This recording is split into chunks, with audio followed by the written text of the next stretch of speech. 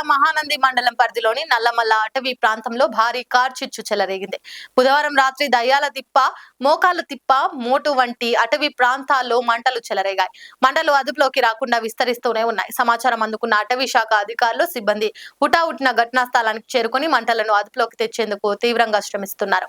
అయితే ప్రమాదం జరిగిన ప్రాంతం ఎత్తైన కొండలపై ఉండటం, కాలినడకన వెళ్లేందుకు మార్గం కష్టతరంగా మారడంతో సహాయక చర్యలకు ఆటంకం కలుగుతుంది.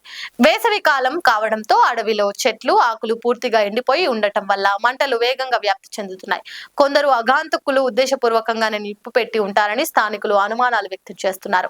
ఈ కార్చిచ్చు కారణంగా నల్లమల్ల అడవిలో పులులు, చిరుతలు, జింకలు, అడవి పందులు వంటి వన్యప్రాణులు వాటి ప్రాణాలకు ముప్పు ఏర్పడింది. వీటితో పాటు ఎంతో విలువైన అరుదైన వనమూలికలు, అటవీ సంపద అగ్నికి ఆహుతవుతున్నాయి. భూమార్గంలో మంటలు ఆర్పడం కష్టసాధ్యమని, హెలికాప్టర్ ద్వారా నీటిని చల్లితేనే పరిస్థితి అదుపులోకి వస్తుందని స్థానికులు అభిప్రాయపడుతున్నారు. అదే ప్రాంతంలో గత నెలలో కూడా కార్చిచ్చు చెలరేగగా అప్పుడు అధికారులు దాని అదుపులోకి తెచ్చారు. ఇప్పుడు మరోసారి భారీగా మంటలు చెలరేగడం ఆందోళన కలిగిస్తోంది.